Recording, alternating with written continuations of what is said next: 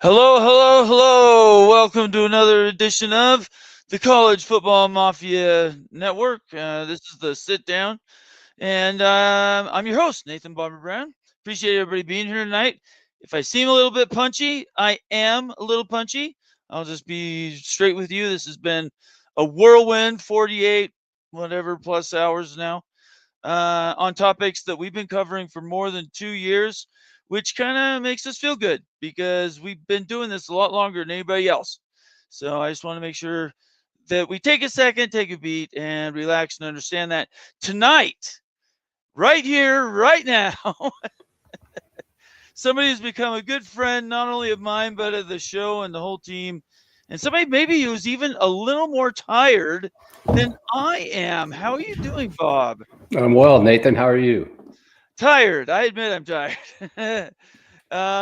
It's been a crazy 48 hours. I know there's stuff you can't talk about. You either put your hand up or just say no if I come across something. But there is some stuff that's come out about the ACC specifically. We're talking not just realignment, but all of college football as it relates to this lawsuit. And I don't know what you call that. Can you fill everybody in? Is it a settlement? Is it a we got together, had coffee, everybody went home happy? Settlement doesn't seem right to me. Well, let's call it a resolution. Okay. I think both parties agreed that they were better off settling Okay. and resolving the issues so that they didn't have to take the next step, which was, continue to pay significant fees to various legal counsel, consultants, mediators, things like that, Okay. and B, get in a courtroom where everybody's under oath and your deepest, darkest secrets are revealed, and then on top of that, you never know what the outcome's going to be. So that was certainly the purpose of the mediation, and it's a typical for this court in Florida and this judge specifically to order mediation. And so the mediation took place, and it was a typical mediation type environment. And the parties just continued to talk without the mediator, and were ultimately to come to a resolution. My role was basically kind of tell them where I thought each side had holes in their claims, and try to get them to think rationally about the television world, the realignment world, and what their various options were. And I think they took that to heart, and it hopefully set them on the path to where they ultimately came to a resolution. The other part that was obviously important was in what took a while, because this happened back in the summer, was waiting. Most of the work you're saying of this was done last summer. Well, my part, and certainly the mediation. I don't really know exactly what happened once I was out of Tallahassee, but there was a need for the ESPN option to either occur or not occur, and it's not surprising to me that the resolution was reached pretty quickly after ESPN triggered the option to extend the contract through 2036. Okay, so you're answering some key questions there. Let's back it up. So, correct me if I'm wrong. Wasn't mediation ordered somewhere around January or February last year? I don't know exactly. It might not have been that early. I think I got my It first was sometime call. last year. Yeah, I got my first call sometime in April asking if I was interested. Okay. All right. And I guess maybe take a bigger step back. Everybody, this is Bob Thompson, retired president of Fox Sports, a guy who helped create the Big Ten Network. He does his own consulting now.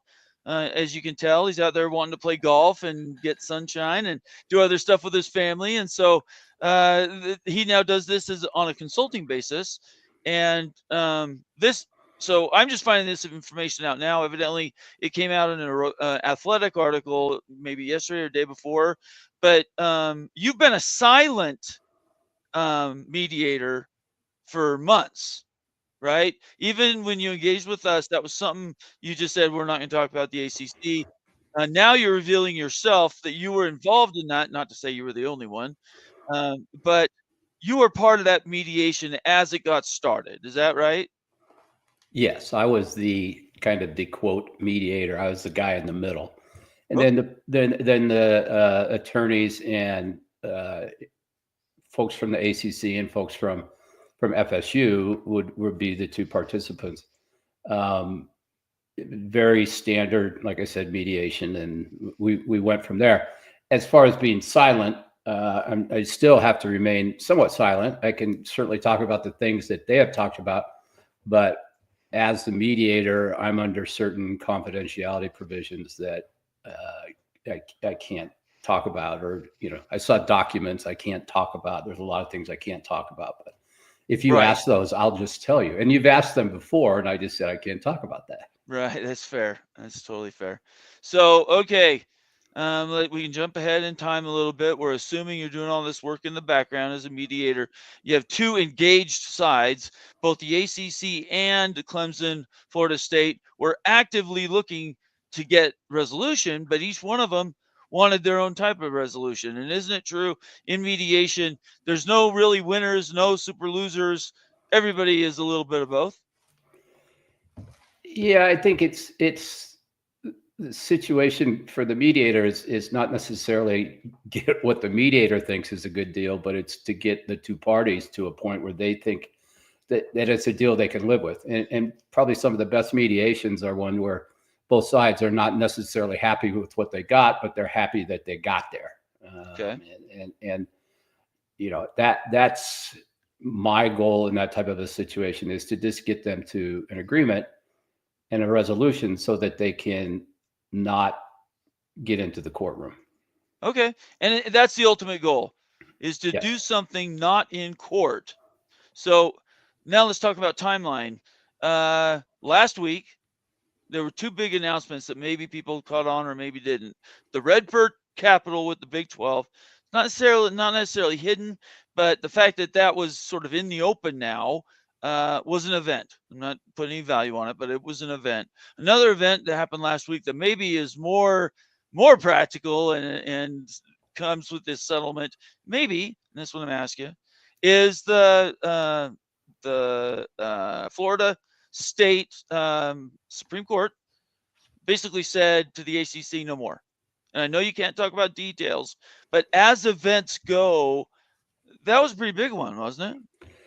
Well, I don't know. I think what it certainly told the ACC was that if they wanted to go forward, they were going to have to fight this on two fronts, and that was in North Carolina and in the state of Florida, and obviously for it's a home game for the ACC. I mean for FSU, and I had no conversations with anybody about that. That was just another one of the pleadings that played out over the last 6 months, of which there have been many. But once the Supreme Court rules, that's kind of the end of it. It certainly within the state of Florida. Right, and that's what they were fighting over, is jurisdiction, right? Correct. The ACC wanted North Carolina, Clemson wanted South Carolina, Florida State wanted Florida, right? But that's true. But just the fact that Florida State, the Florida Supreme Court ruled in favor of FSU, doesn't mean that relieved Florida State from the obligation to fight the case in North Carolina. So what you could have had is literally cases running concurrently in both jurisdictions. And if that had ever got to that point, in South Carolina as well, with Clemson. So you would have had one in South Carolina, two in North Carolina, and one in Florida concurrently, if they had gotten to that point. Right. But once the resolution was reached, it's still going to take them some time to dismiss everything, I would assume, and finalize all the documents. But it should put to bed all of the litigation in all 3 states. So let's assume now that that resolution happens in the next 30 to 60 days.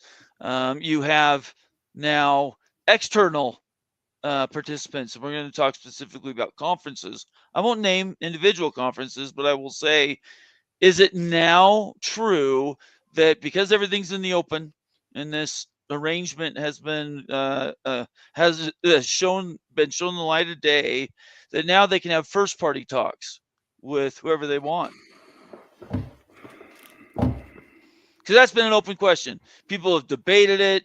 They've said for sure. Other people have said absolutely not. I'm not even trying to pin you down, but you got to understand, we don't understand the back end of that stuff. So I'm trying to get some insight, sort of how that would work. Because right now, if they can have first party talks, the world looks different than if you're still back to shadow talks, third party. Yeah, I don't. That's until the final deal comes out. I'm not really prepared to talk about that because Okay. what I know at this point is kind of been provided to me confidentially. Okay. And at some point it'll get out, and then I'll be happy to talk about it. All right, that'll be good. It's interesting. You and I had set this up, but we were going to talk about the CFP. We were going to talk about the negotiations between the Big Ten and the SEC and everybody else. Just so everybody knows, this was a scheduled show. We didn't just do this off the cuff. Bob comes on intermittently, and we had set this up on purpose to follow those meetings that happened in the middle and the end of February. So now the ACC comes out of nowhere and basically got me out of bed on early Monday morning. And are you at all surprised by the sort of speed this has taken on, the momentum that we went from nothing, shadow whisperings, to dang, we're in a different world? Well, I think the mistake with that is that there was nothing going on, because there were things going on. I mean, Sure. I had conversations with attorneys, and I knew they were still having discussions, and there had been some talk about bringing me back in for something. But I think that the reason it happened so quickly was after the ESPN deal got signed, and then that allowed the conference to really, kind of go to the membership and lay out the deal, which I would assume was pretty well done prior to that ESPN. And the ESPN was just kind of the thing that, put the bow on the present, and they were able to take it, and it required approval from the conference members. So look, I was the same way. I was playing golf, and I started getting text messages. And interestingly enough, another one of my clients, the Washington Nationals, settled a year-long litigation issues with the regional sports network that's owned by the Baltimore Orioles. And I've been working on this deal off and on since 2012. They settled on the same day. So I went from having I went from having 2 clients to none in the course of the same day. So there were two big legal announcements, and within 10 hours of each other. And but that's good. That's what they're supposed to do. And resolving things out of court in my history is always better than getting into court, especially when it comes to matters of the sports world. Quick reset. Welcome everybody to the show. We never did that at the beginning. I'm talking to Bob Thompson, former retired president of Fox Sports, and one of the creators of the Big Ten Network. We go to him for everything, not only college football, but all collegiate athletics and media and money. All that's intertwined, and that's Bob's the expert. At this time, in this moment in the world, right now, we have the one guy that I would lean on for any associations with those things. And so we're very, very grateful that he's here with us tonight. Let me get the Athletic article link. Now, I'm not going to open it up, and that is because my link is not working for some reason. Came out in the New York Times, but I want to give credit where credit's due. And that's basically where we found out Bob Thompson was one of the people that helped mediate this deal. But there's one particular quote I want to ask you about, and let me bring it up so you can see it with me. And I just want to make sure. One, I don't know if it's a direct quote to you because this was given to me by somebody else, or if this just in context with the article itself. I'll read it, and then you can tell me what you think about the details. Does the ACC now have an expiration date? Thompson, that's you, said it's impossible to know because there's no way to guess what the next major realignment of the college football world, I'm going to say, will look like. You're saying it's tied when the media deals renew, but we don't really know what the media is going to be like in 2030. The only thing I can tell you is it's probably going to be a lot different than it is today. And you've been warning us about that as an aside for 2 years. Right. Thompson said ending litigation, implementing a new revenue sharing plan, and making the exit fee more manageable was a good short-term solution for the entire ACC. And I'm going to ask you about that specific quote in a second. But to finish this, you live to fight another day, and at least get to the point where you're going to see what it's going to be like in 2030, right? And then you say, are you guaranteed life beyond that? Absolutely not, but nobody is. This is the part, and life isn't certain. So that's absolutely an accurate quote. This is the one that gets me is we're talking about this supposed security date of 2030. And I'm a nobody. I've only been covering this for about 3 years. You know that. My question to you is that 2030 date. Oops, I lost you. If you were, maybe you can't answer this. If you were Wake Forest, is it really secure? I think it's secure through 2030. Yeah, I think I find it highly unlikely that anyone's going to move out of the ACC between now and 2030. And could I be wrong? Absolutely. But the financial penalties are still pretty stiff. They don't drop significantly until about 2030. Okay. There's no real TV deals. There's no place to go until 2030 because 29, right? Is the Big Ten's the next number? Yeah, 29, 30. But the following season is kind of like when it's right when they would be available. So at this point, where are you going to go? And the TV guys, they don't want to write a check to bring a new member in. And the existing members don't want to take, some lesser amount to bring a new guy in. So why wouldn't you stick around in your existing conference until such time as the departure fee was somewhat less, still steep at $75 million. And given the structure of the new deal with the incentive and the other incentive, which I'll call the brand incentive or the television viewership incentive, whatever you want to call it. And in a conference where theoretically you probably have a better shot of being successful than you do in one of the conferences you might go to. We're back to what I used to say about Oregon and Washington and UCLA going to the Big Ten. Be careful what you wish for versus where you were at, and where you were very successful. And so it's going to be the same situation there. You have for any schools that might want to leave the ACC. So that's why I think 2030 is important. The other thing I think that's important is it gave everybody some certainty in a period that's going to be very, filled with upheaval in the media business. And I don't think I can stress this too little. I mean, the television business is in a tough spot right now. They're kind of, halfway between two technology and halfway through two distribution streams in the linear model and then the streaming model. And either one on their own aren't working really well. And so there has to be a transition at some point.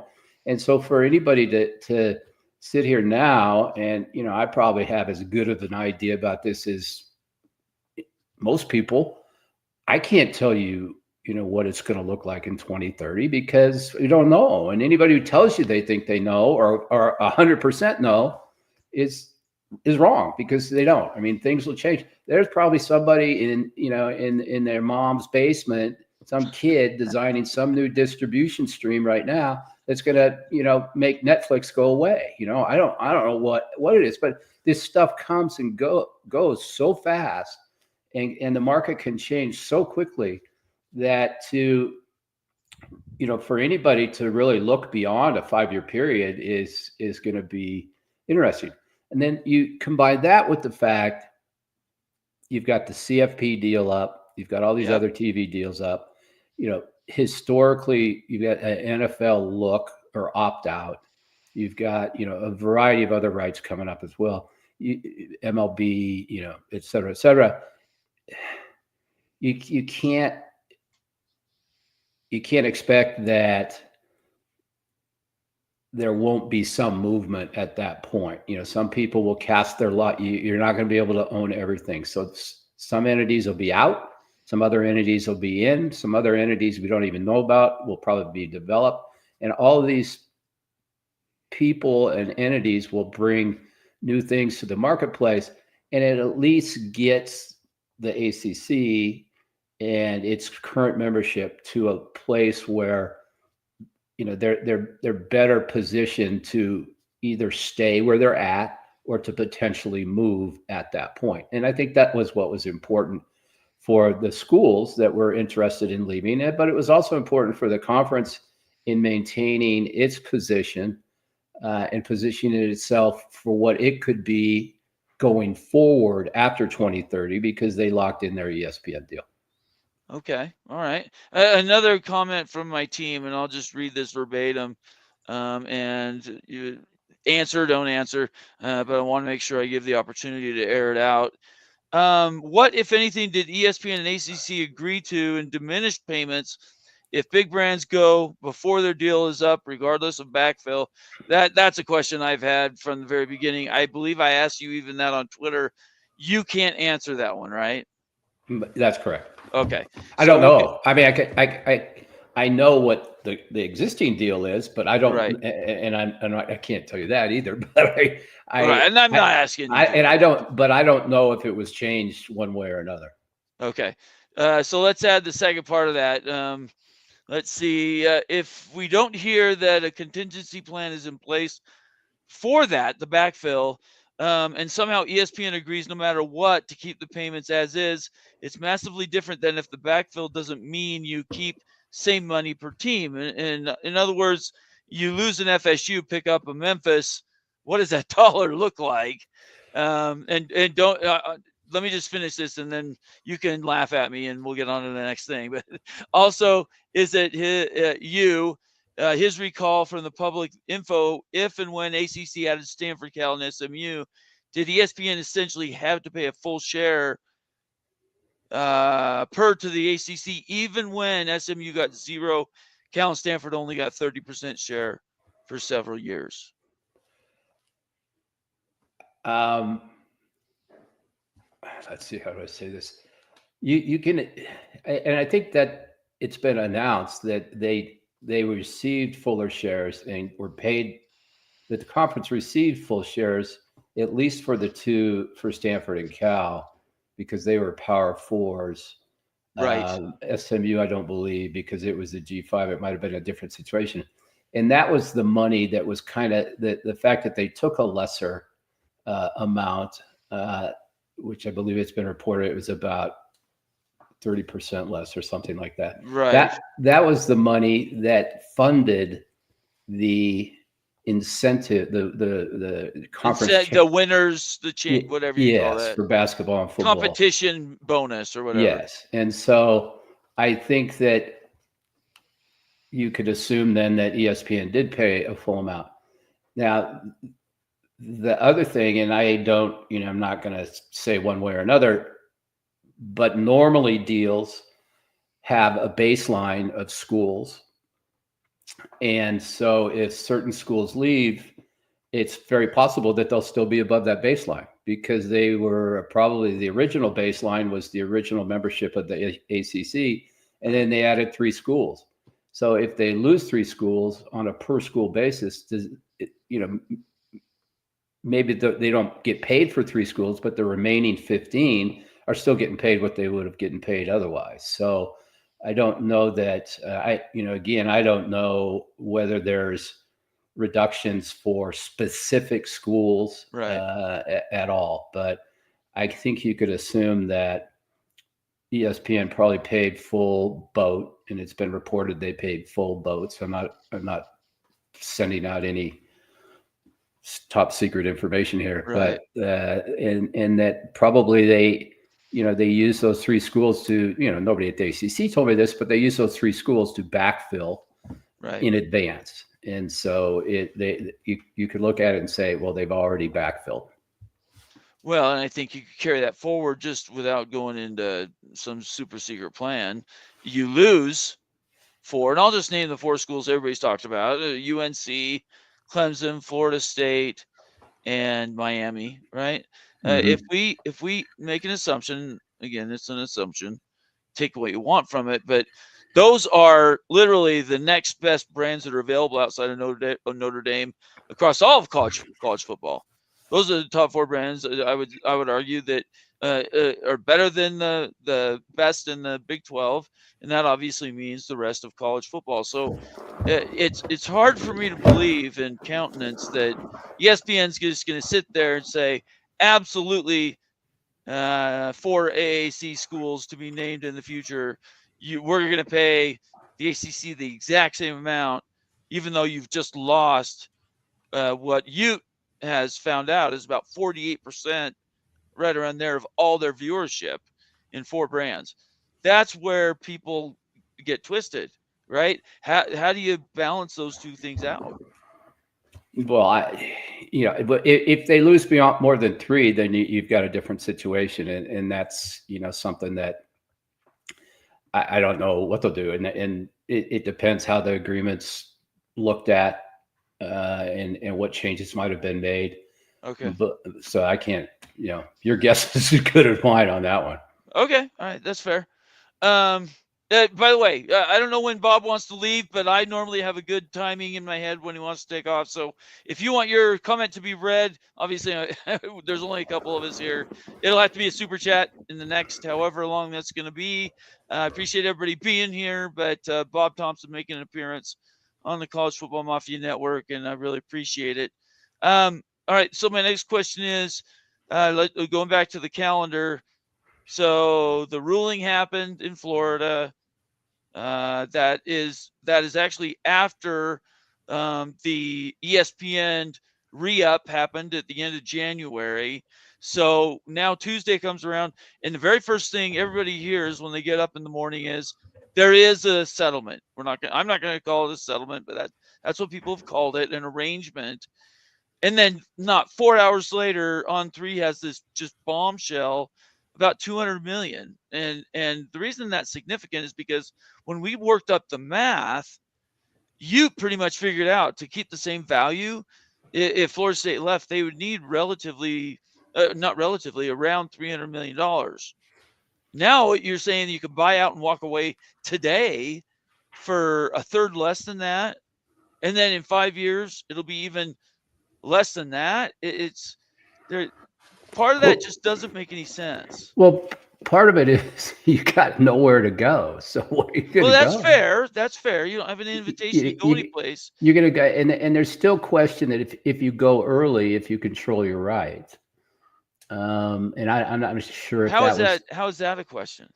Well, because that was one of the questions at issue in the original deal, right? Or in the original lawsuit was, right. It was somewhere between, it's like $500 million to leave, and part of it was the exit fee, but the other part was you got to figure out a way to buy your rights back, right? Because the documents, the bylaws are such that it was questionable, and so whether you actually took those rights with you.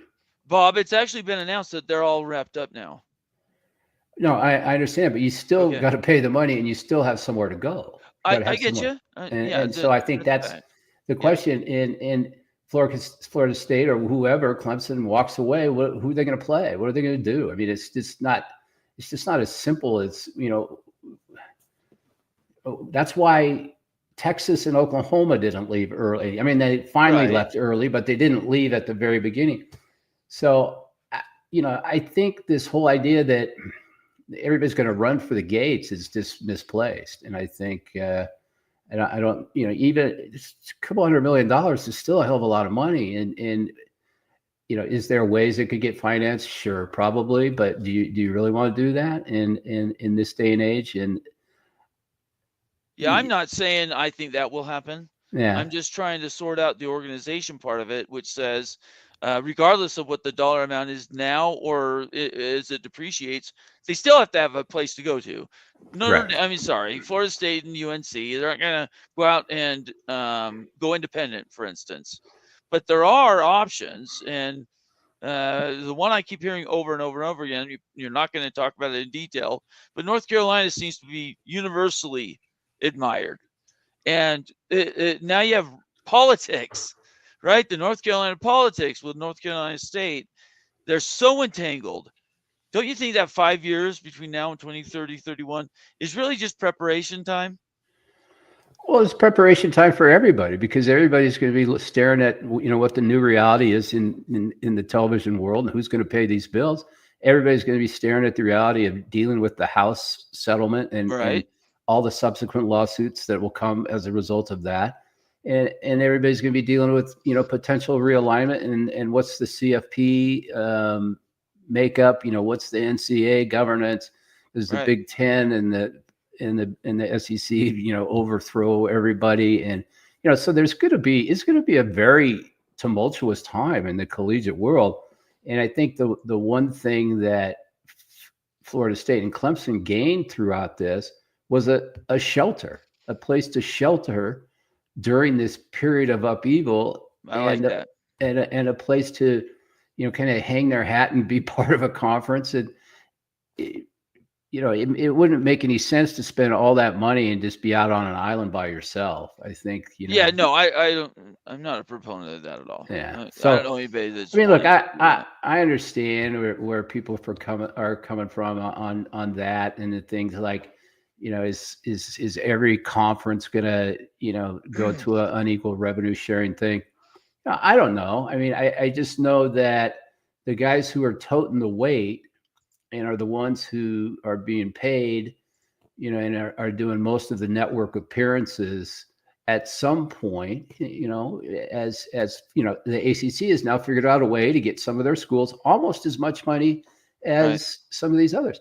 Okay, so how long until other conferences don't have that same issue? If I'm a school that's sponsoring 38 sports like a Texas or an Ohio State, and then I look at some of these other schools who aren't making anywhere near that type of investment, and are not drawing anywhere near that type of viewership or affinity for the conference or the conference's matchups, I'm at some point, I'm going to want my, pound of flesh. And look, I lived through this with the Pac-12. They used to be unequal revenue sharing, and I had athletic directors calling me, campaigning to have their games selected and put on televisions because they got paid more based on appearances.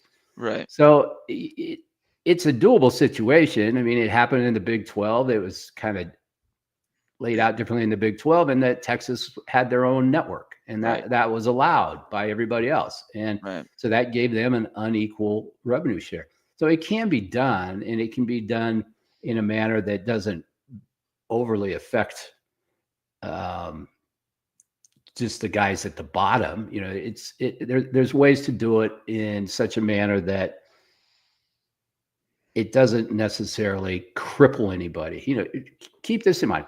The CFP payments are going up big time, to each of these schools. So this whole idea that some of these schools are in the ACC are going to be decimated, I think is a little misplaced. Are they going to get some less money? Yeah, but are they better off being in a conference? Do you want to be like Oregon State and Washington State? I was just gonna, that wasn't a good situation, and they're still trying to get that figured out. And so, it's one of those things that it's going to have to see how it plays out. And it's going to be interesting because I don't know that anybody knows exactly yet where it's going to go. Daniel Gygax, member in chief, one of our valuable contributors. I think you've met him.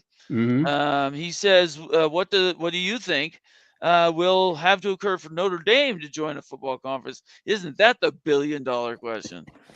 That Notre Dame will join a conference when nobody will schedule them.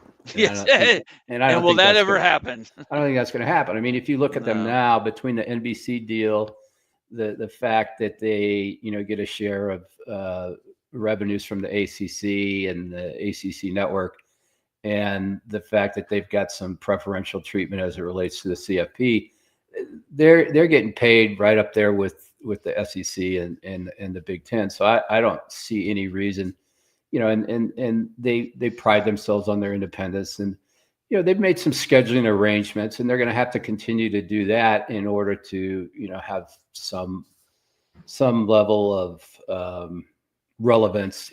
But I think Pete Bevilacqua, their AD, is a very smart guy and very TV savvy, and he a former punter for Notre Dame as well, and it is very on the ball as it relates to what Notre Dame's going to be and how they're going to operate going forward. I do not see Notre Dame joining a conference until, just like you said, they're essentially pushed into it, and how that would work out, I can't envision Notre Dame joining a conference at all. So I guess we'll find out. Time will tell. Uneven revenue share, you already talked about it a bit, but that obviously is the key to make this all work. Huge difference for performance bonuses and scheduling agreements with Notre Dame for Florida State and Clemson. If you're Wake Forest and Boston College, you're basically hanging on for dear life so you don't become a Washington State and Oregon State. And I'm a fan of those two schools. That uneven, in your opinion, you think that's tenable? It's going to be a work in progress, but I think it's better than the alternative, which is death, not being in a conference. Yeah, I mean dismantling, right. and I don't think, or changing a conference into something that is much different than it is today. Okay, all right. So at the end of the day, time will tell about uneven. The timing of all this, we now have 2030, 31 roughly for this next phase for the ACC. Let's walk away from the ACC for a second. So CFP negotiations continue. They're always ongoing. But let's talk about this little conversation confab that Petiti and Sankey had. When was that? February 19th. Right. And then the larger meeting with the rest of the world, essentially. What'd you make out of all that? Well, look, they can't really do anything with 2025 unless everybody agrees, and I don't think they're going to get agreement with everybody else. So, okay. Maybe, does it go from 12 to 16? I don't think so. I think if anything happens at all, it'll be maybe the reseeding, but I can think of a couple of conferences who benefited from the reseeding because it got them automatically to round 2, which has a higher payout, and that would be, the Big 12 and one of the ACC entrants or automatic qualifiers. So I don't think, but here's the situation going forward after 26. The SEC and the Big Ten have, outsized voting power. And, right. It'll be kind of, it's going to be up to them how it's going to look going forward. And I think ultimately, they're probably they're going to push for automatic qualifiers, no doubt. And part of the reason they're going to push for automatic qualifiers is they want to do a couple of things. They want to play an in-season or an in-conference tournament at the end of the season. Okay. Because that'll give them the opportunity to go back to their TV guys and, either get more money from the existing TV guys or take the content a la the NFL to a streaming entity of, Amazon or Netflix or whatever, and generate a additional revenue going forward. The other thing that it does is that, let's see, that was one. The other, it allows them to if you have AQs, it's more like 3 and 14 lost teams could be in, because it's going to come down to more strength of schedule and things like that. So what it does, it allows the Big Ten and the SEC to have scheduling agreements where you have Texas play Michigan and you have Georgia play Ohio State. And those are games that, while the conferences, at this point, they're already owned by, whatever entities currently own the TV rights. Going forward, they might be able to monetize that by, if the networks know that there's marquee matchups coming forward and more of them coming forward, as opposed to some of the cupcake non-conference games that currently exist, they might pay more money. And then the last thing is, does the SEC go to 9-game conference schedule, Right. which, again, that's a thing that, is ESPN prepared to, pay more money either now or at some point in the future for the SEC to go to 9 games. And if the SEC doesn't go to 9 games, you're going to lose some rivalry games that have been very important, because they just won't fit in a schedule. If you're playing 8 games and, on a round robin basis with 18 teams, it just doesn't work. And so there's a bunch of things hanging out there, and there's reasons for them to all happen, but it just comes down to, timing and what exactly the TV guys are prepared to step up with. And the two conferences are prepared to accept. And so it's got a ways to go. You think it's quarterfinals, semifinals, and then qualifiers, or no, I don't think you do that. You think it's just semis? I think but I think what it is, it's you'd play 1 versus 2, 3 versus, you'd have 4 games, and that you'd end up with 4 qualifiers. 1, 4, 2, 3. Yeah, it's probably just 6, because 1 and 2 are both. Let's say 1 and 2 are both in already. Okay. Yeah. So even though they play each other, they're both in. So it's not right. The other games would be elimination games. So you'd have 1, 4, 3, 6, 4, 5, or 1, 2, 3, 6, 4, 5, and 1 and 2 are both in, but they still play the game for the best seed. And then the other 2 games are basically elimination games for the 3rd and 4th AQ seed or AQ spot for those 2 conferences. And if you go back and look, they in years past, based on final rankings, they would have had 4 anyway. Right. Yeah. The question is it fair? There's a belief that with NIL and things like that there's going to be, parity is something that's going to be easily achieved, because guys going to want to go where they're going to play and get paid. And to the extent you have the option of, do I sit as a number 2 or number 3 backup at Alabama or Georgia, or do I go to Indiana or Kentucky and play and get paid? That becomes a question. And does it create more balance and in the future in college football and also basketball? Do you think that's going to be the end all be all, or is it going to continue to morph? Eventually, do we get to 16, 1 to 16? And then you have these semi or whatever they are level tournaments in the conferences? Yeah, I think you get to 16 pretty quickly. By 26? Yeah, the deal with that is it's not that much, it's 2 more games. And so you get the games and you can schedule the games. They got to figure out the scheduling. They can't take on the NFL. Maybe move back to week 0, do some other things. But I think that you go to 16 and while it's not a large body of work, the fact that a number of the teams that had buys lost. All of them lost. And the other thing, though, is that I think the on-campus games were great, and the on-campus games all had great crowds and a great atmosphere. And it's difficult in that it's kind of last-minute type scheduling things, but everybody pulled it off. And each of those games brings, a few $1 million, if not more, to sure. each of the schools, and even more than that, probably to the local communities who can all use that. And that's going to be important because if you go to 9 conference games in the SEC and you go to a Big Ten SEC alliance for non-conference. Whoa. Alliance, Bob? Well, whatever. Scheduling arrangement. There we go. You're gonna lose some home games in the SEC because right now they're Right. playing 7, and you're not gonna. Yeah. You're gonna, at least if you go to 9 conference games, you're playing 1 less home game every year. And if you do a non-conference schedule where you're gonna have to do home and homes or whatever with if you're in the SEC with the Big Ten, then you're gonna lose a home game there as well because you're not getting that 7th home game that currently they're playing towards the middle or end of the season, almost like a bye week.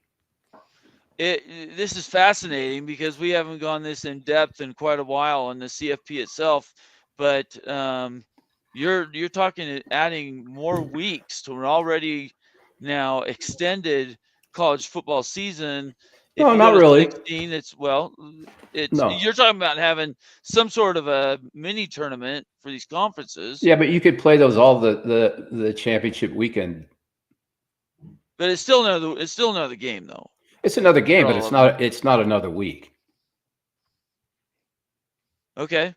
So you get rid of the buys, right? No. And you keep the buys. Keep a bye. I'm talking about per the CFP. Yeah, but 1 to 16. You pay them all the same week. I mean, Right. What I'm saying is, right now, the 4 teams that lost all got buys, and there's only 12 teams. That was easy to do because 8 played, and then those winners played the ones that were ahead. Now, if you go to 16, don't you get rid of those buys?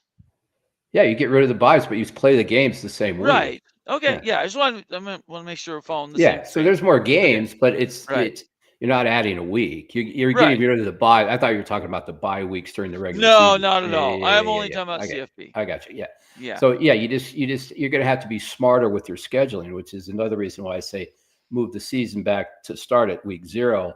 Then you have some time you can schedule those games over a longer period of time, right? And not have to try and take on the NFL, because the NFL, you're better off working with the NFL than trying to get in the NFL's face, because the NFL, as they showed this year, by scheduling Kansas City, Baltimore, Pittsburgh, and whoever it was, Houston, I think, and taking the games off what in the past were on the NFL Network and putting them on Fox and CBS. The NFL ain't messing around. You don't want to work with them, figure out some dates that you're not up against the games, and you're going to be a lot happier in the long run, if you ask me. Yeah, you and I have known each other about 3 years, and I think from the very beginning you've been talking about don't even try with the NFL. Just work with them and try to fit it in, and everybody will be happier. I think 16 teams, no buys, no reseeding, right? We're not reseeding, none of this nonsense. Oregon your Oregon Ducks complained because they had to play the next best team, which ended up being the national championship. It's just straight seeding, right? 1 to 16, right? Play to the end. But now you're going to have some buy-in from some of the other conferences, and even though at some point the top 2 are going to impose their will, you don't want to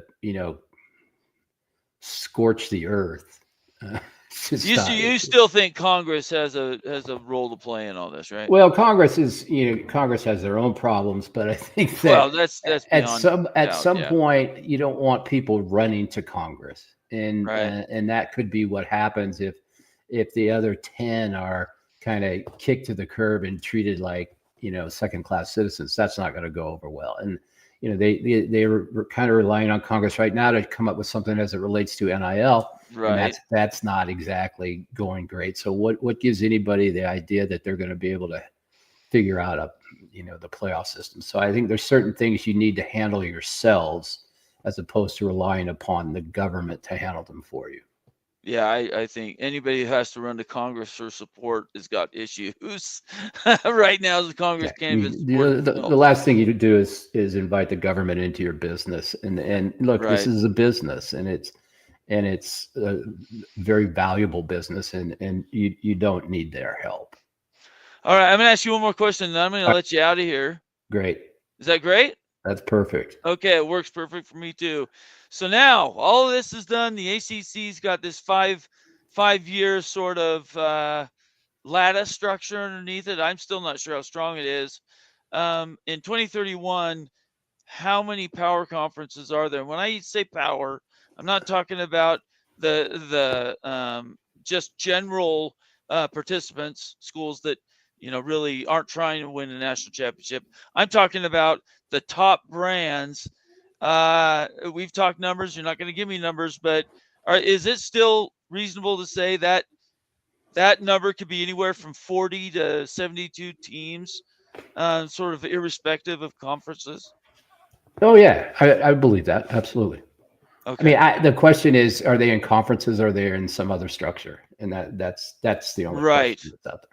Right. I've been calling my first. I've got three of them. My first idea, you might have seen it last week, is a supra league, which means the conferences stay as they are. No, everybody quits moving around unless they want to for basketball or other reasons. And we're just talking about teams that play the best college football available, and they're taken from all conferences. Right. Right. That's not an unreasonable structure.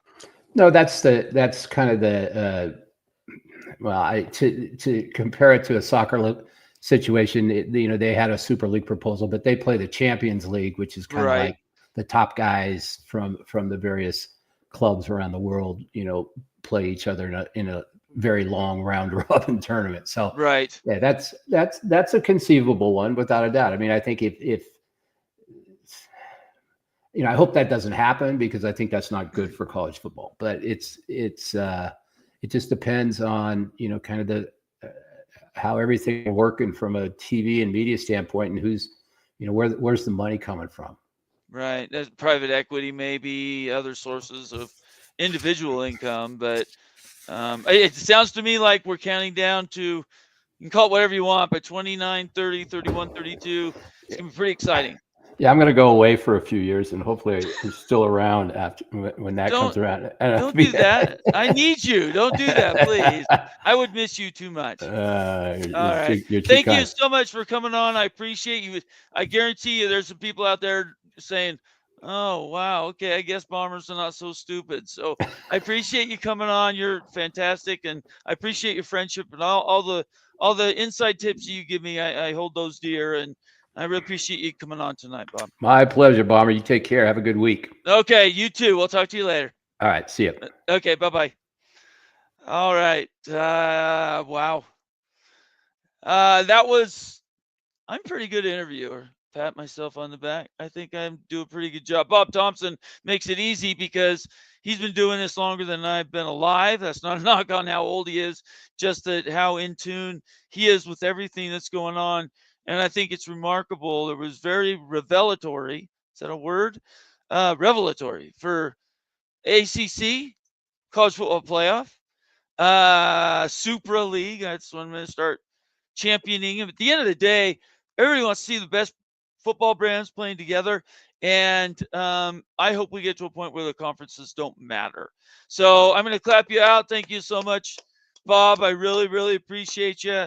Continue to have a good rest of your what is it now, March? I can't believe it. And we'll touch base again in April.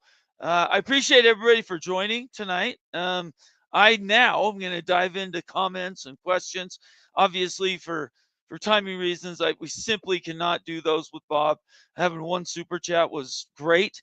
I know I got a bunch of member chats in here too, but I just want you guys to know, first and foremost, I'm here for these interviews, and these relationships are really important. I hope you guys are listening.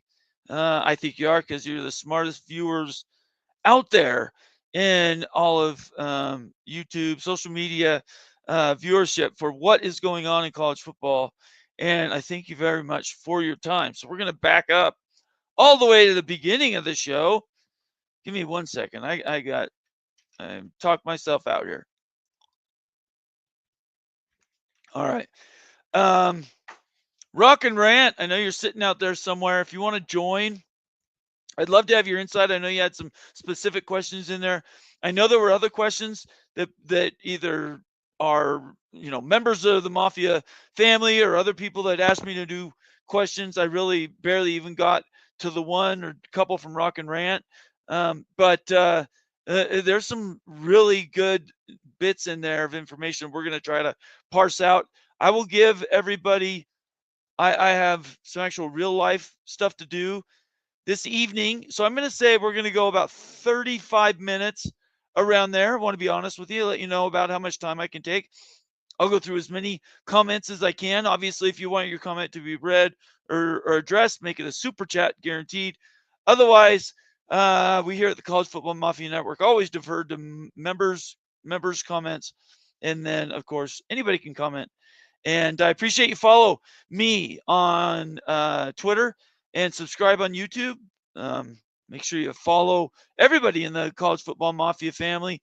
Rock and Ramp, Moen, Wild Ute, Daniel Gygax, let's see who, Becky, Go Huskies, and Sergeant Pickles. And then there's obviously a ton of other people. And that family just continues to grow. And I appreciate every single one of you. So let's go to the beginning of the show. And out of nowhere, even before we got started, early was Bill G giving us 5 more memberships. And Moen left me a note. Besides clapping, I'm going to read these memberships between Bill G and Earl Carr. Both of them, by the way, BYU fans, have become OGs of OGs. There's Moen helping me out with graphics. Moen's so smart. He's been working in the back end and all these things.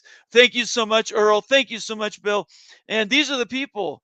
Let me get to my comments. Where is it? Moen gave it to me here. These are the people who are given memberships.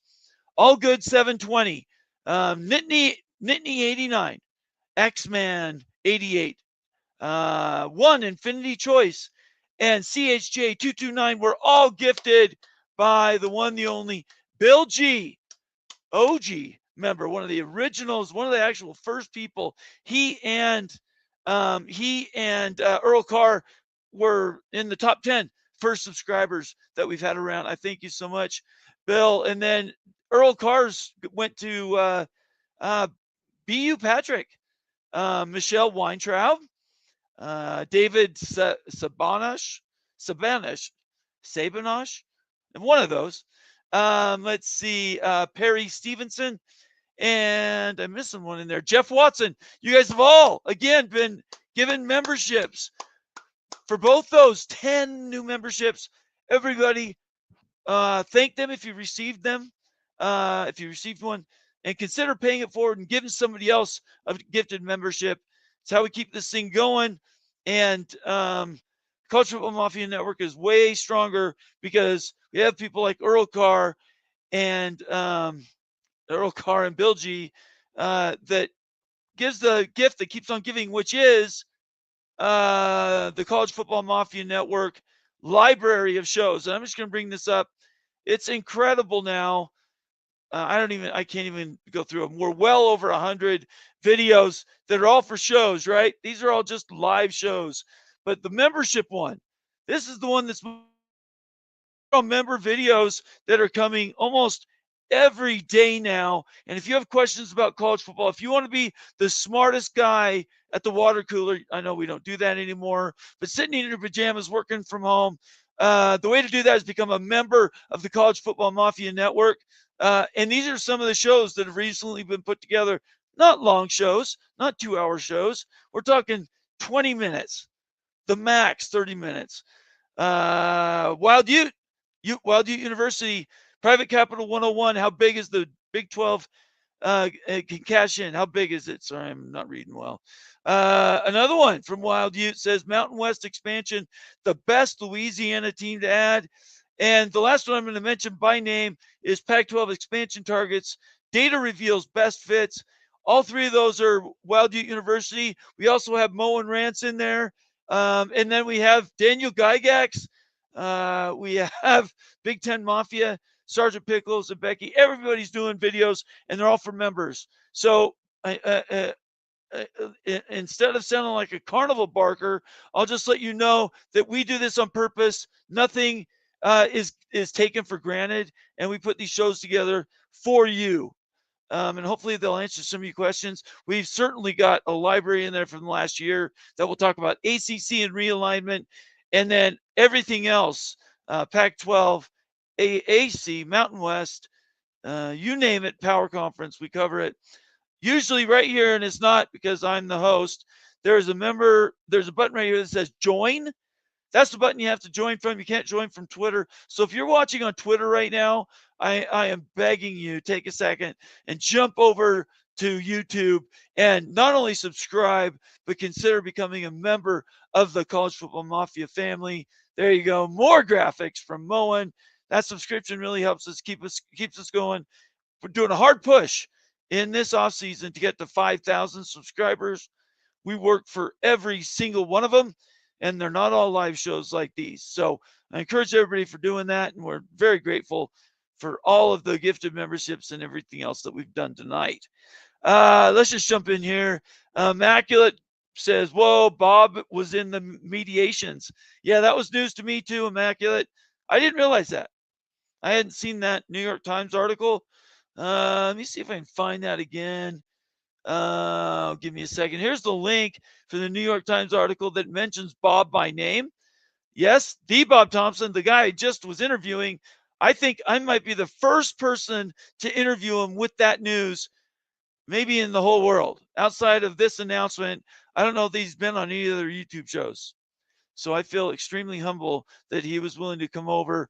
And the title of that article was ACC, Florida State, Clemson agree to end legal battles, has realignment, peace, and I can't read the rest because I don't have a membership, a live membership. I had one and it just let it lapse. That's where we're at, everybody. So Immaculate, yep, I learned the same about 5 minutes before the show started. Terrence Bach, a more recent viewer. Bob, would the MLB revenue model work for a 40-team Super League? I hope I asked the right questions around the Super League. In my opinion, it's not Super League, it's Supra League. I hope. Look, everybody's made fun of me for these ideas about the organization of how college football should run, Bomber's dream, target, and to have Bob sit here, not necessarily say absolutely that's going to happen, but man, that didn't sound too bad. I think that's awesome. And what that means is more teams will be involved, not just 40, like Terrence is mentioning here. I hope and pray we're somewhere closer to between 64 and 80. 80 is a lot, I think. 64 in my mind is about the max. But if you go to 72, now who are you talking about? You bring back in Washington State, Oregon State. Now you're talking about Boise State, right? Are you talking about Memphis, Tulane, USF? We need those spots to keep college football vital. And I'll say the word, but I didn't research it because we didn't have time. But relegation and promotion, people should not. That's not so crazy if you're talking about a league that exists outside of the conferences. Certainly without the conferences being the things that hold them down. Great to see you, Terrence. I appreciate you being here. Friends call me Sean. Bob in mediation is huge news. We broke it tonight. Yep, I agree. Terrence again. Bob, will the Big Ten get a disappointing TV deal in 2030? I don't think he could answer that. Even if he could, I don't think he would. Nobody knows what that number is going to be like. I'm on the record saying I think the days of these massive media deals are kind of over. They're not going to lose any money. Certainly, it's going to go up appreciably, but I don't know that like it'll double, for instance. I could be wrong, but I just don't see it. Look, the economy still sucks. Unemployment's high. Government's in crisis. All these things in the world are happening, and all of a sudden, CBS is going to drop $10 billion to cover, the Big Ten. I'm being facetious. I just don't know where the money comes from. Daniel Gygax, obviously member in chief here, contributor at the College Football Mafia Network, says if Only Bob can ignore the NDA and give up the juicy details. I tried, Daniel, before the show. I've tried in the past. Yeah, there was just stuff he's not going to answer. Even if he might not even know the answer, but even if he did, I don't think he would have said it. Stormy Cyclone, great to see you, Stormy. Valuable member of the Mafia family. Great timing by Bomber to have this guest at this time. I'm prescient, Stormy. I'm not prescient. We had this scheduled. When was that? Before February, so late January we scheduled this, and now we're in March. I say karma pays. I didn't finish that, by the way. If you got a membership and you want good karma for your next week, for instance, pay it forward and give memberships to other people. I believe karma is real. I've said it 100 times. Expedition Greg, checking in. Good to see you, Greg. Another member of the Mafia family for 11 months. Hey, everyone. Good to see you, Greg. Rock Chalk 94. This settlement happened because Big 12 has offered FSU Clemson via Redbird. Rock Chalk is a valuable member as well. And look, he didn't get into it. He might not even know, but I find it extremely unlikely that everything happened the way it did just by hand, just because. I don't know. The ruling in Florida saying no more challenges. Redbird Capital. We know third-party talks have been happening. Yeah, I don't know. I don't believe in coincidences. Let's just say that. Immaculate again. All right, get the word out. Bob Thompson is available and ready for hire again. Yeah, he's no longer. He does have NDAs though. Solving major sports legal battles over here. Yeah, that timing is that's just amazing. Stephen Vitt, good to see you, Stephen. Ohio Bobcat in the house. Not at all surprised. Bob was involved in mediation of this. Nope, not surprised at all. Timothy Green, one of our soldiers out there in West Virginia on the East Coast of the country, representing the College Football Mafia family. Bob Thompson, I would like to thank you for giving your time to come on the show. For us, we appreciate you. He's family, right, Timothy? He's family. He's part of the Mafia family. Stormy Cyclone again. Just wish the Big 12 would have scheduled agreement with Big 10 SEC. Problem would be solved. It still might happen, Stormy. Look, the world's your oyster, man. The ACC agreement, I know everybody wants to call it a shelter. Bob called it a shelter. I don't see it. I just don't trust people that much. Maybe that's it. I think we got a bunch of, maybe sooner than people are comfortable saying. Not predicting anything, certainly not saying I know. And then when it turns out being wrong, I just say, oh no, I didn't really mean that. No, if I think it'll happen, I'll tell you. If I don't see it. I think it's very unsettled waters. What's a good analogy? You know what it reminds me of is when calving happens in the Antarctic ice shelf, and it looks like it's just going to fall off gracefully.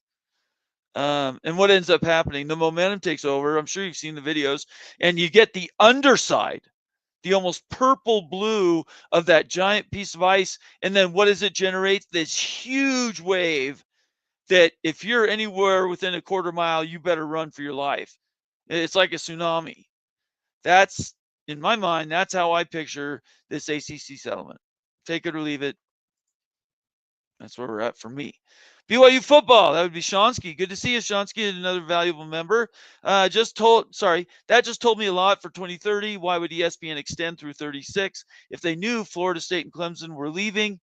I think it's just a placeholder, Shonsky. They had to do something, right? But it'll protect what's left of the ACC. Let's say that. And the ACC reconstitutes the one question the entire world wanted answered.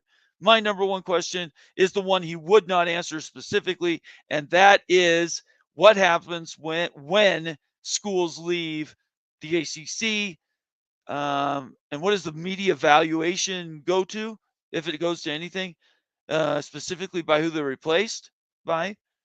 Florida State replaced by, let's say, Oregon State. What happens? Yeah, I wish he would have told us. Stormy Cyclone again, immaculate spot on performance can be rewarded in postseason, not off perception, in my opinion. Yeah, wasn't that interesting? Bob actually says he's now a proponent, an advocate even of these semifinal games. I don't know what you want to call them within conferences, which by the way, I think Immaculate View was the very first person I ever heard that idea from.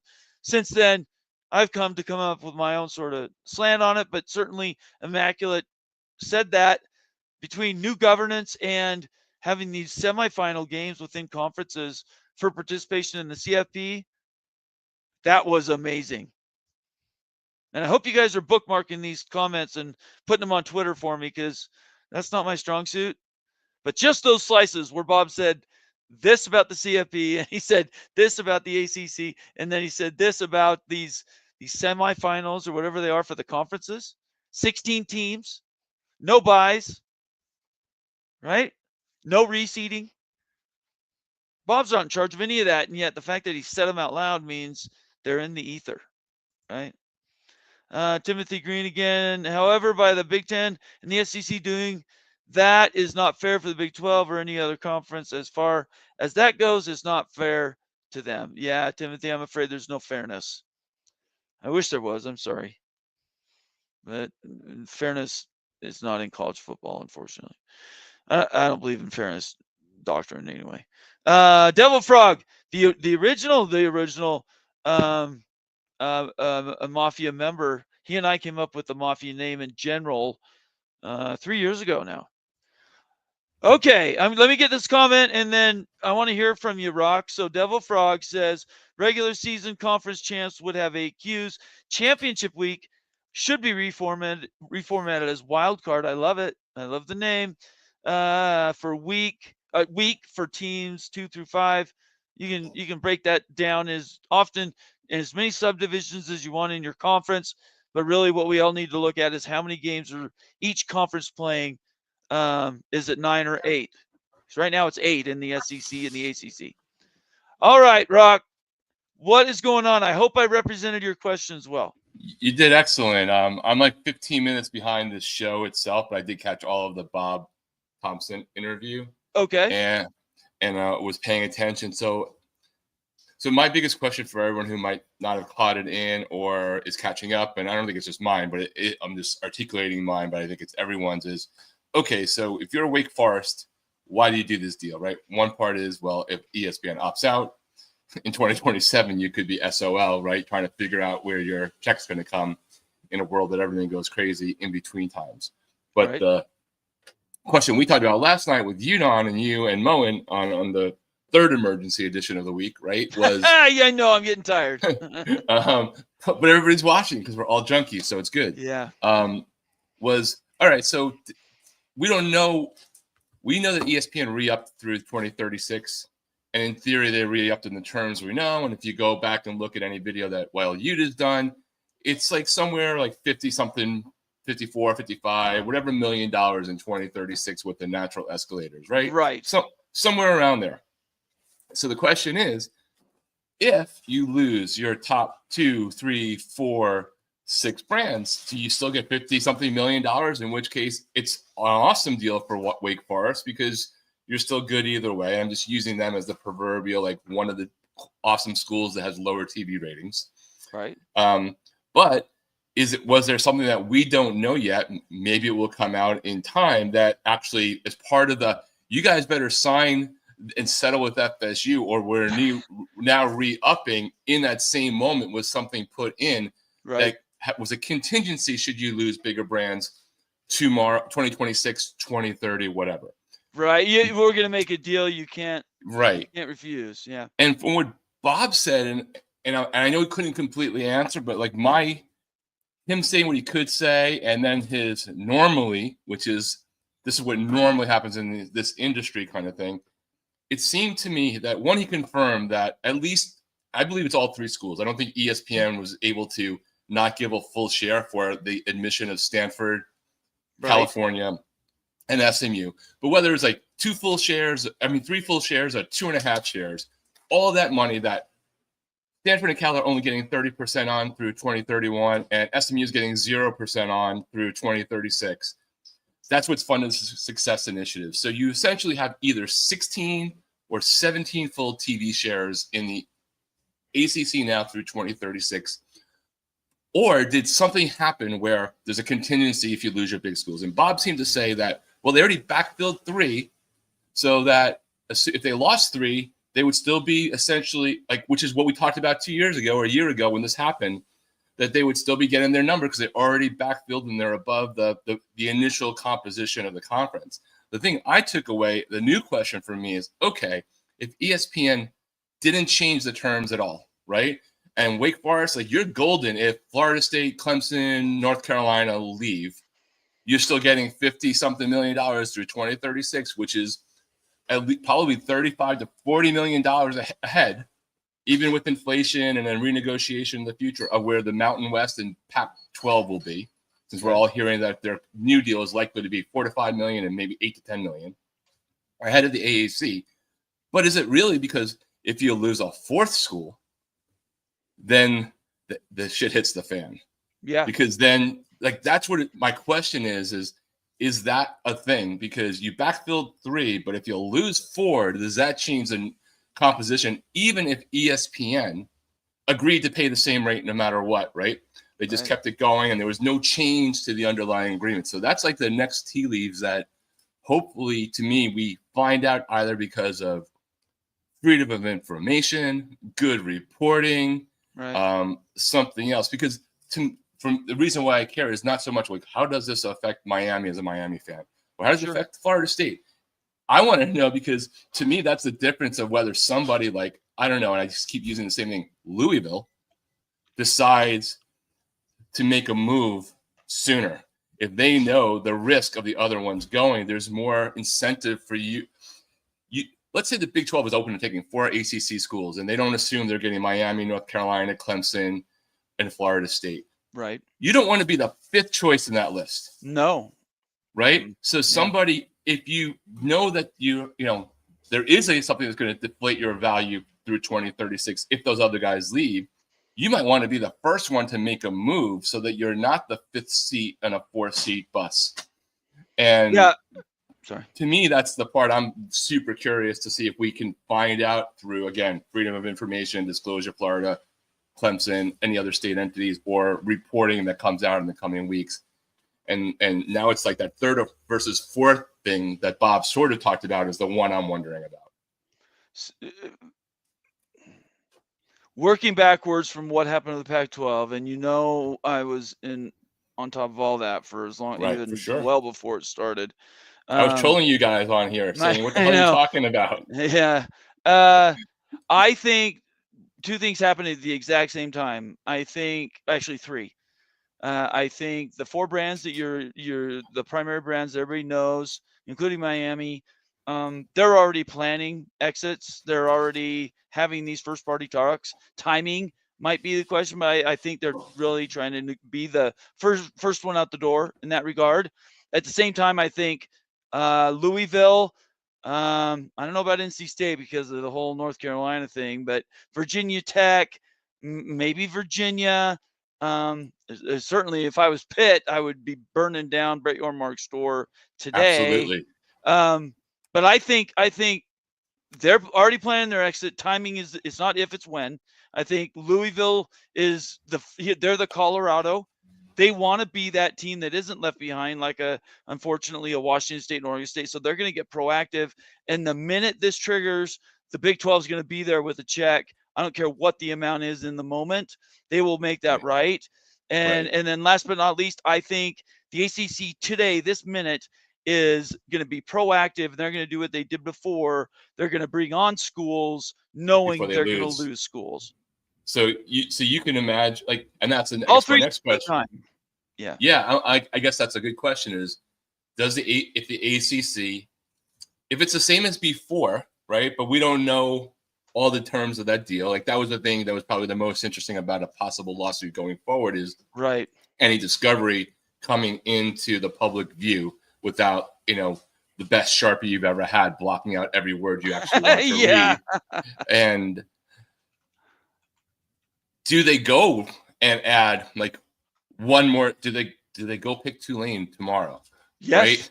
Yeah. Because Tulane of the AAC schools is the most logical fit to me as your first one, because of the state, because of the proximity, because of the academic history to it. I think make an argument for USF. not when you still have two schools in the state, but I guess if you're thinking if you're assuming you're gonna lose everybody else, yeah. Like Miami wouldn't object. Miami plays them anyway, like fairly regularly. Right. I think it's basically you're assuming they're leaving, which means you need to back a Florida school. That makes sense too. Because they're not going to add 3 at one time. No, they'll probably pick maybe 2 and then maybe another 2. So that's like the curious part. Like, I don't know if any of the big schools or any of the schools are going to leave before 2030 or not. Like, right. We can. It's awesome. It's like playing Risk. You just keep playing the game over and over again until you figure out who yes, wins. You bet. And you just hope that you hold all the cards at the end. But the other thing too is like if you're like you're Georgia Tech, who is like you're probably in the Big Ten if they go to X number, and you're probably not if they go to Y number. Yes. Like how soon can you figure out how fast do they know this? How fast is a Big Ten or SEC willing to disclose what their other goals are to schools like that are trying to figure out? And because if Georgia Tech calls Brett Yormark, they'll probably get a real fast answer. Right? He's not going to like give them. He's not going to play coy. He's going to be like, "What hotel room do you want?" Absolutely right. And so how does that play? And there's a massive disconnect to me. I don't know what the real answer is. I don't know if the SEC and Big Ten really don't want to do anything for a few years. Like, I don't really believe that's true because the situation has changed, but maybe that's true. Or did the Big Ten and the SEC really trust each other? Like, I wouldn't if I were either of them. Like, history says you definitely shouldn't if you're not within their family. Like the question that will continue to hang out there like a big neon sign is why, right? Why would the Big Ten expand right now? What's the rush? Why would the SEC do it just to hurry up and beat a calendar or be the first one in the door? I don't believe that. I know there's a bunch of commentators, including Moen, that think UNC just is going to get a pass. They just have to somehow, some way get away from North Carolina, and they're guaranteed a spot. That may be true, but I'm not going to hang my hat on that declaration. I think all 4 of those schools will have destinations if they go out and sell themselves and make improvements. And like Miami's already become AAU, for instance, do things, research, whatever it is to not fill those boxes. But right now, there's simply not enough. Where's more money coming from outside of private equity? I see. This is where you and I disagree because, and not necessarily that we disagree.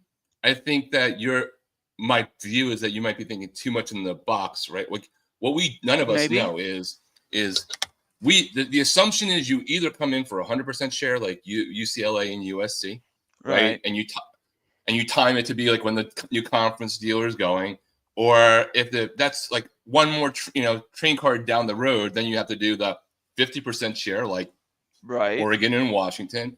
Those are definitely 2 things, and that could absolutely be why everything doesn't happen until 2030, right? It absolutely could be. There's also hey, Jimmy Pitaro. So, wow, that settlement. What amazing. Great job. So, we don't need them today, but like, what do you think if we were to, maybe go to Florida State and put them into our conference schedule for the next 4 years, and instead of having 5 versions of Vanderbilt versus Mississippi State, you only get 2 because we're interjecting Florida State into that mix. And oh, by the way, you get Florida State against Georgia and Alabama and blah, blah, blah in the deal that you already have. And the only thing we need you to do essentially is, how much money you're paying Florida State right now, essentially in the ACC? Pay that to them over here. Florida State, like, are you willing to take this share right now? Like, we don't have an urgency to do this, right? There's no urgency for us because, like, we're golden. We're going to get 4 EQs. Sorry, sad to everybody else. Right. But, like, we'll come over here, and you know what? If we do this now before, I don't know, 2026 is decided, we might actually go back to the Big Ten, and then the ACC might go back to everybody else and go, like, those 4 automatic qualifiers we told you about? Right. Yeah, so we didn't have to do this. There was no urgency, but we actually decided we're going to do 5 because we're taking plans. Right. And it's true. you just paid a lot more money. So Right. all I'm saying is you're probably right. Like I'm not doubting that that's the case. I'm not doubting that the best time is to do it when the Big 10 deal is up, when the Big 12 deal is up. Right. But the SEC is already more complicated because the new deal is just about to start and doesn't really end until 2034. But Right. you can also just go to these partners and go, all right, like the ground just changed. We could probably go to these guys and offer them a deal. They probably will take it to have certainty, and we can make your current deal better. We can get better ratings within your current deal for basically like not even a half on the dollar, maybe a third on the dollar. ESPN, I hear you got some extra MLB money lying around right now. Right. You want to spend $35 million or $45 million a year on Florida State and Clemson, and they can have that conversation. Is my only point. Like I don't know that will happen. I'm not even predicting it will happen, but I bet you the conversation. Oh no, it's definitely happens. A possibility. The half share thing. Me by saying there's a big question why out there does not preclude there being creative solutions to get this done today, right? And I agree. The easiest way for those schools, I think they should move as a block, whether that's 2, 3, or 4. Right. They have the most power, I think, together. And certainly if Miami and Clemson, if Miami and Florida State were willing to sit in the same room and for 15 minutes they could stand to do a proposal to either SEC or the Big Ten and say, we'll take essentially a 30% share. For Miami, certainly you're getting a blue blood football brand for three dimes on a dollar. You know, who wouldn't take that deal? And that then could generate the why. It could come out of left field. There wouldn't need to be a reason. It would just be more opportunity. And that Miami, absolutely could happen. Yeah, and if you're in Miami, you do that one for like certainty, right? Sure, and absolutely. You do because even if Miami fans are like, oh my God, Northwestern's coming to town this week, the amount of Northwestern local alumni and visitors that would come into town would sell that last 10,000 seats out, right? Right. They just would. So you take that all that revenue, like again, I'm not predicting this. I think that's probably the third most likely thing versus nobody doing anything for a minute and breathing it out for everything. But there is a theoretical reason to accelerate something if you want to even hijack the playoff more for the 26 period to 2032. That's the only thing that I throw out there. It's quite possible. I certainly wouldn't rule it out for no. Yeah. So let me take a deep breath here. Replica, valuable member of the Mafia family. He's 14 months a member. Moen, are you still watching? Give me some clapping hands. Let me see if I can get to my media assets. I'll do clap for him Replica anyway. There we go. Or you can do it, Rock. You know how to do it. Anyway, I don't. Moen's the one controlling all of that all the time. Go to the media. Well, I just did that one. Just go to media assets in the control panel. I didn't know that's where they were loaded. I thought it was a little soundboard. No, that's where they're at. Is media assets. Whoa! I don't know what just happened. You did something. Replica, I didn't touch it. That must have been Moen, wasn't me. The CFP format for 26 will drive realignment, in my opinion. Let me just think about that a second. I think Replica, are you agreeing with me? Yeah, I don't know if I'm just curious. Chicken or the egg, right? Is it? Yeah. Is one leading to the other, or is it just a natural progression? 25 is a crapshoot. I think pretty much everybody's just sort of put that in the bag, just said whatever. But 26 is going to be crazy, I think. It is going to be crazy. I mean, one shout out to Replica. I think he's probably one of the ones is clearly a fan of his school, but might have the most some of the best takes across any channel I ever see him on. So shout out to that. The other thing, before I forget that I thought was super important that, from Bob's point of view, and it's just his opinion, but damn it, there aren't some people have an informed opinion. He's one of them. Right. His take that Notre Dame's not going anywhere until they can't schedule a game. And if we're being real, even if Big Ten and SEC do their scheduling agreement, unless those conferences willingly band together and say we won't schedule Notre Dame, Notre Dame will have no problem getting someone's 11th or 12th game every year. They'll do it. If Miami and Florida State both went there, they would both do a home and away with one of their other games as an out of conference game for Notre Dame for the TV ratings, the draw, the fan experience. So I thought it was super important what he said as one of the more informed, just an opinion people that we ever get to talk to. on Notre Dame Yeah, side. Bob agreed with me. I don't think Notre Dame's going anywhere. Something has to change in the universe. It needs to change the Earth on its axis or something to absolutely force Notre Dame into something that is even like a conference. However, in my Super League, they don't have to join anything, and they can still represent themselves as they are. Just show up and play football, because Notre Dame's going to be one of those schools. Yeah, I mean, it seems to me like there's just a whole lot of your Super League versus the Super League versus the P2, essentially getting to 48 schools.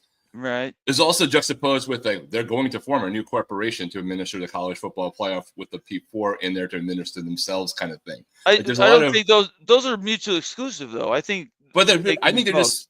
But I think a bunch of people talk about them as if they're mutually exclusive. But I think 80% of what everyone's talking about is eventually the same thing at the end of the day. It's just like semantics on like, is it tomato or tomato? Well, mine doesn't. Mine means there no more realignment. So yours means no more realignment, but like there is also this Super League. A version of that is the private equity one, right? Like, which is its own different thing. But there's another version that. Well, no, it's just a separate division. It makes its own rules, like they're already trying to do, right? The A4 are already getting together, and they're saying it's going to be our way or the highway. That's the first part of the organization. Then the second part of it in my head is nothing changes at the conference level at all. And it's just one to however many, and you group them together and put probably regional scheduling together, and maybe you have protected rivalries, maybe you don't, but none of that is required. It's just, and if you want to say it, it's an NFL light. It has nothing to do with the conferences. Yeah, all I guess I'm trying to say is I think that the first version where the A4 are coming together to like its own division, some people referring to as a Super League 2. Oh yeah, right? yeah. It's like a new self-administered division. Well, right? No, that is. We're saying the same thing. Yeah. I think that is where we're going to be. Just say that by itself. I think that is where the organization is going to be. Makes sense. As far as we're talking about the CFP, the actual tournament, right. That's going to be administered by this new division. I don't know. We'll have to put it on a piece of paper. I know how to explain it. Some people don't understand what I'm saying. We'll get to it. I promise. Eventually, in time, everybody will understand what I'm saying. Seminole School, another member of the Mafia family. Thank you. Great to see you back. It's great to see Florida State out from underneath the rock. Finally poked their heads up. I've missed you guys for almost a year. I mean, it's been remarkable how Florida State people just disappeared. I want you back. Come back. So as of 2026, college football is officially going to be pointless and unwatchable. Got it. Yeah, not a lot of, there are people that don't like the entire concept. I'm not exactly sure why. Boomerang Detergent. Welcome to the channel, man. Make sure you hit that subscribe button.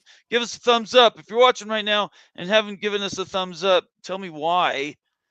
I want to know what I've done to not earn your thumbs up tonight. Go ahead. Well, Moen's on the lookout for this one, but I actually think it might be genetics. Who? Boomerang Detergent? No, he's saying, have you guys found out about those trolls on the stream? So I'm not seeing this. I'm looking at Starred. Is there something that happened in the live chat? No, he's talking about past episodes on Moen's and our show, where we've had a couple of interesting calls. I see what you're saying. The ones where people interrupted by having access to the show you're talking about? Yes, correct. Oh, okay. Yeah, probably. The guy's got issues. Anyway. Boomerang Detergent. Have you guys found out about those trolls on stream? So thank you for completing the thought. Rock and Rant was way ahead of me. I hadn't even read it yet. So now I know what you were talking about. Sorry about that, brother. That's quite all right. It was out of context. Just giving everybody a heads up, got about 20 minutes. So if you want your comment to be guaranteed read, it'll have to be a super chat. I've got enough comments to get me from here to the end of the night. So that's where we're going to be. I just don't want you to think I'm ignoring your comments. C. John, interesting. Bob noted future possibility of quote unquote unequal revenue models spreading to other conferences, Super League, again in quotation marks, and most importantly, streamers, which would be Netflix, YouTube, whoever, media partners getting into the mix. Just real quick, do you think 2030, whatever that is, 3031 is the time when we really start seeing the YouTubes of the world making their presence known, or does it happen earlier? Look, I think if some of these additional packages come up, we'll see. That could possibly happen with these playoffs, depending upon if those networks want to buy those games. I think we have a shot at seeing that with the Mountain West and the Pac-12, and then the unequal revenue models. I think it can happen, but I think it's really dangerous. Like, it might be benefiting me, my school right now, theoretically, in the ACC, but eventually there's going to be eventually somebody that's on the top, as these things keep coming across, is going to wind up being on the bottom. Let's say there's a future realignment, right? You go to a new school, then you just have this like beyond competitive imbalance. I think you can survive just like the NFL survives, where the New York Giants might make way more money, residuals and merch, than like the Jacksonville Jaguars, but at least they have the same salary cap. They still have everybody's dealing the same media. Yeah. If you have this other world in college football, it would be the worst version of like Major League Baseball, because it'll be even poorer, right? Yeah. And so on the one hand, in this zone, I'm happy that Miami or Florida State, Clemson, whoever is drawing the ratings is getting more. But on the other hand, I think it's potentially, be careful what you wish for a lot of people. The P2 is a disaster. I'll just say that. Thank you, C. John. It's great to see you. He follows that up by saying, great interview, Bomber. Well done. Thank you very much. I take that to heart, and I really appreciate you. Chad Bracey says, yo, great to see you here, Chad. Thanks for joining us tonight. King J, somebody new, welcome to the channel. Make sure you subscribe and all that other fun stuff. You heard about what happened on the other stream, realignment mass. Okay, we won't do that. Continuing, James Davis checking in saying, then the 16 team bets won and we miss out on that. Welcome to the channel. First of all, James, make sure you subscribe. Do you know what he means there? Because I don't know what that means. This 16. Oh, I think he's saying if we go to 16 teams, right, and 16 beats 1 in the first round of the playoffs, we miss out on that. He's just talking about in flat playoff format. I'm guessing that's what it is. Okay. Well, if one loses to 16, it's on them. I mean, show up and play. My hell, Oregon. Don't bitch and moan who's in front of you. Go out and play. If you're the best team, go out and beat them. I don't care if you lose in the first or the 8th round.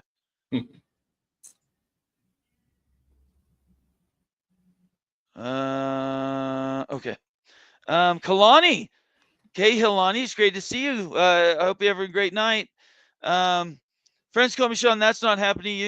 Even if the NFL we're open to it. The networks don't want to lose out on those huge NFL Saturday ratings. That was around the time we were talking to Bob about scheduling windows and everything else with the NFL. The college football needs to work for the NFL and not the reverse.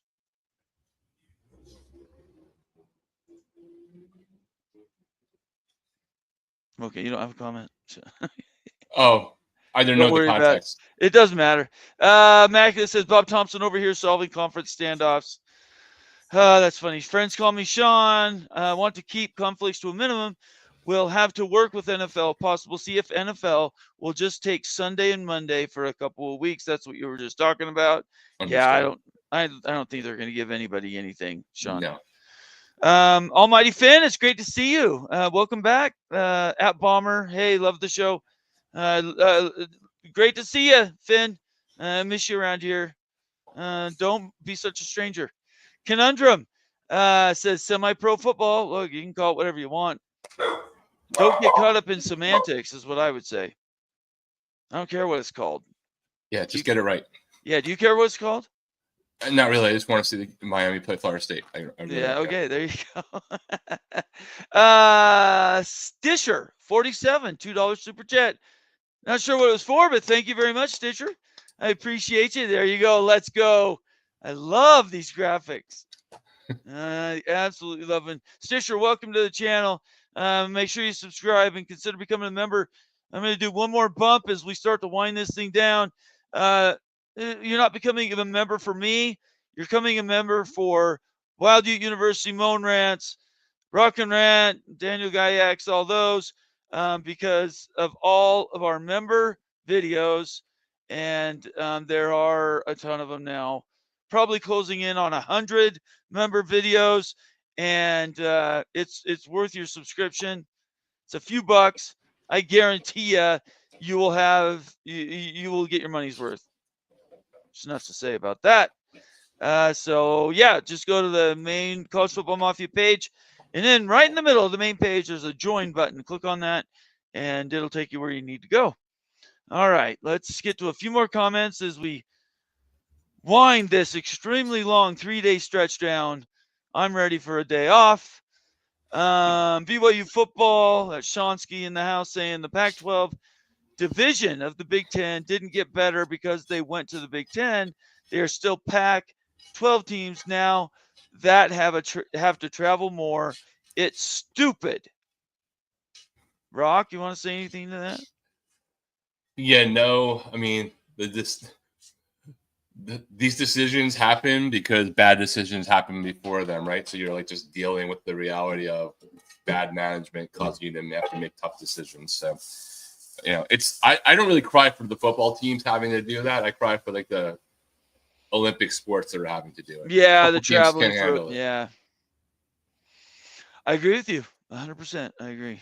Nathan Campbell says Bomber top 70 teams, so his number is 70. Yeah, it's quite possible.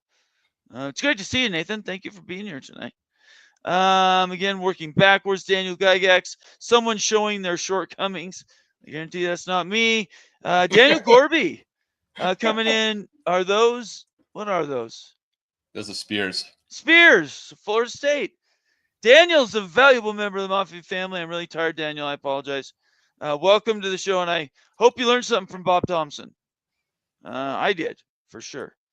I'm going to go to any more. No, I don't think so. I'm about done. All right. We're going to cut it off about here. If you have a super chat right this second, I will absolutely read it. But I think Rock and I are going to wind this thing down. And then next time we get together, it will be Friday on the Big Freaking Friday show at 7 p.m. Eastern Standard Time. Timothy Green says, Moen, great job behind the scenes, my friend. Moen's a magic man. All right, Rock. You heard Bob's interview. You're a Miami fan. I don't think necessarily an ACC fan. Where's Miami playing football in 2030? And what does the college football playoff format look like? Well, I mean, this year I think it's just going to be. No, I'm talking 2030. Oh, 2030. I think it's going to be 16 in 2026. I think that's I think the SEC and Big Ten will use the 14 to 16 to give the Big 12 and ACC and everybody else the ability to have 3 more right flexible spots to join in. So I think just go to 16. I think going to 14 to 16 over a couple of years when no schools are materially changing or morphing into power, P4 schools is sort of pointless. You might as well just go to what it is and stop. At a certain point, you need to stop confusing your fan bases. I would agree with that. Yeah. And so doing 14 to 16 is making the CFP committee the worst version of Congress, right? So just cut to the chase and make it simple. 16 teams, 8 home games, awesome tournament, do your friggin' play-ins and you're golden. That's what I think it is. I think Miami in 2030 is out, and I think they're going to Big Ten, but I've been around. I'm old enough to remember the chaos of the last few years, and I'm only 2 years old. So I just, I wouldn't bet on anything. If you gave me some money, if you give me $100 of Bombers money, I'd put $65 on Miami in the Big Ten, $25 on we're shutting the damn program down, and somewhere in between would be wow. Okay. Because if you're not in those P4 P2 when the things are going, it's a tough haul if your goal is to win national titles. If your goal is to have great alumni relations and great student body stuff and miracles happen all the time, then it's a totally different situation. I think if all you want to do is win a national championship, you don't join the Big Ten or the SEC. Except for there's this thing called recruiting that you need to do. Yeah, And, I mean, it's not in a vacuum. Yep, that's fair. And there's plenty of people in the top 300 of the recruiting rankings who basically, even if you have the right NIL, That's true. at least out of college, out of high school, they just won't consider any, especially a conference that has only 2 AQs. Even if you have a better shot, like that's not how it commutes. It's like it brands you as an inferior conference, fair or not. Perception is reality. Perception-wise, and yes, you can come back and deal with that on the rebound in the portal, and probably still would be, because then money will talk and the reality of where you sit on a depth chart happens. But it is a thing. It really is a thing on the recruiting side. So if you're a school that aspires to that, that is a thing that you have to either then deal with and overcome, and it's getting progressively harder to do that. Very well said. I appreciate that. Tempest, last comment, unless I missed a super chat. He says, Locked On ACC looked scared since FSU and Clemson won. I would say the NC State guy looked scared. The Miami guy was like, I'm chill. Yeah, I feel bad for the Locked On Pac-12 guy. I felt bad for the Locked On Big 12 guy, frankly. I think the best shows are the ones that are either like ours, we'll cover everything, or they're dedicated to one school, like Miami Flow's show, right? Where it's just Miami. The guys that are tweeners that won't commit, that's rough. I think Drake and Big 12 show did a good job of channeling the spirit of blue and gold dude from West Virginia. I think to make every title like, I don't know if I really buy this, but like I'm probably gonna click on it. He's very good at clickbait, and he admits it. So there's nothing. That's why it's not a shot. I'm just like, blue and gold dude had like a variation of every possible alignment. Like he had a version of Mercer's going to the SEC. Look, I love Drake, so I will hear no negativity towards Drake. Nope. Timothy Green says he adapted. That's all I meant. He's so smart. That kid is so smart. Timothy Green, fantastic show, guys. Here's somebody new. Yayo. The College Football Mafia got more info on the kid you could share on the web. That wouldn't get you banned. Are you guys having a separate conversation without me?